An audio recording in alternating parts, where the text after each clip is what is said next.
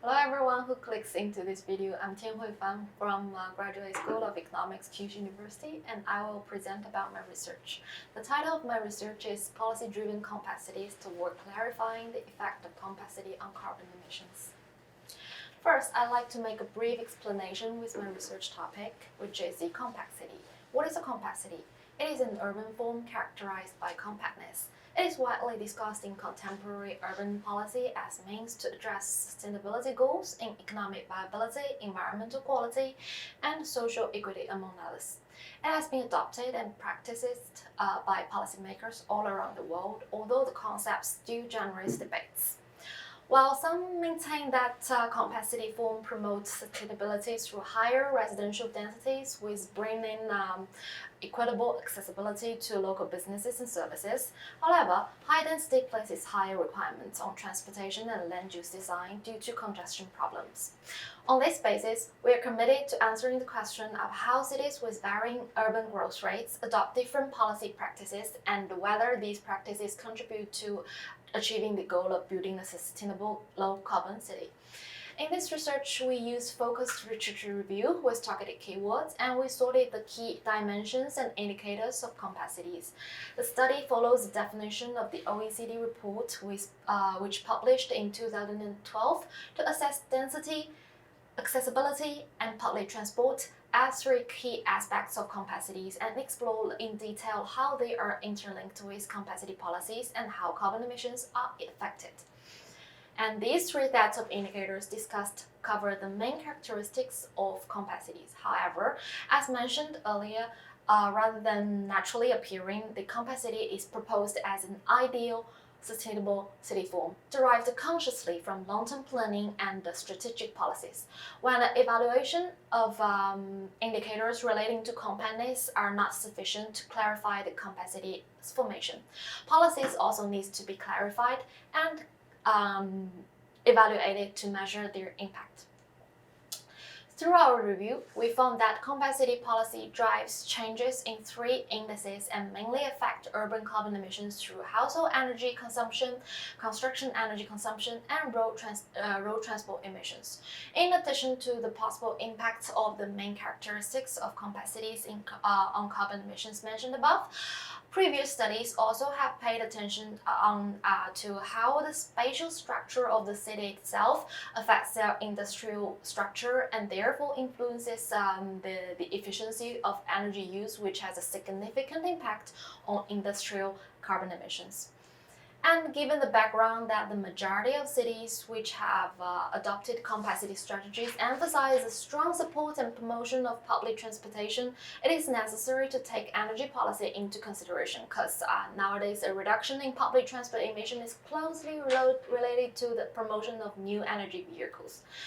And the rearrangement of transit system coincides with an update of transport options, and this plays a fundamental role in evaluating whether the capacity strategy have a positive impact on urban GHG emissions.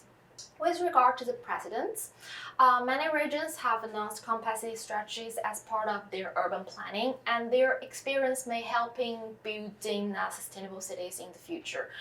Since capacity policies strengthen various aspects of urban development, in this study, we focused on specific policies relating to reducing carbon emissions and achieving sustainable development, targeting the focus of our study. We intentionally chose cities from different parts of the world, including Toyama in Asia, Melbourne in Oceania, London in Europe, and Vancouver in America.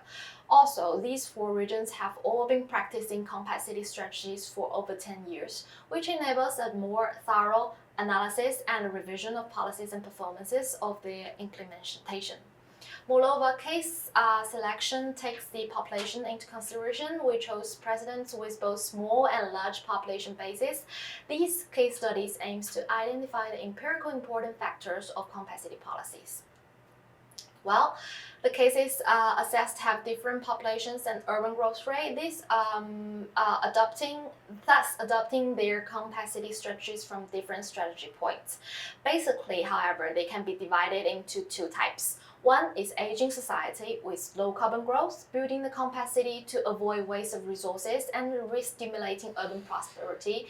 For example, Toyama City in Japan, and the other one is fast-growing megacities with high urban growth aiming to accommodate increasing population level sustainably while limiting the urban sprawl. For example, London in the UK. While having the same goal of achieving higher density, these two types of cities place emphasis on different aspects and select different strategies as a result. Cities like Toyama, with a relatively small population size and low carbon urban growth rate, needs to focus carefully on their budget when enhancing public transportation, ideally choosing low-cost projects such as buses and light rails instead of subways, which requires a longer time for construction at significantly higher cost. On the other hand, generally more financially capable megacities considering capacity as the most important point in designing urban public transport due to the needs of commuting residents. Their primary aim is to alleviate congestions and increase commuting efficiency to some extent to achieve environmental goals of mitigating pollution and the carbon emissions. Careful planning of transport system is required in both types of capacities. With regard to the urban center for cities with low urban growth, prosperity in the urban center is essential for attracting people living in the suburbs to move into the city center. Accessibility to local entertainment, medical resources, and public services is also important. While for capital cities with a high ongoing increase in population, there are no concerns about the concentration of density for residents.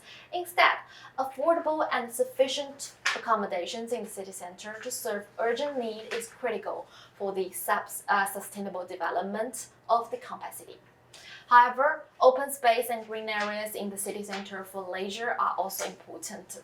This is also supported by the compensatory mechanism hypothesis that residents live in high-density areas use far more energy than others for travel by plane, and the consumer rate reduction in leisure time travel when residents have access to private garden.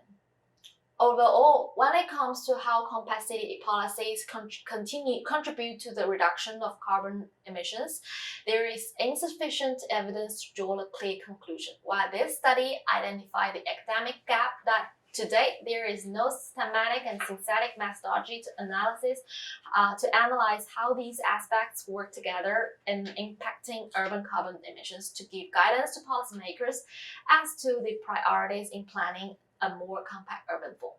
Thank you so much for listening. See you next time.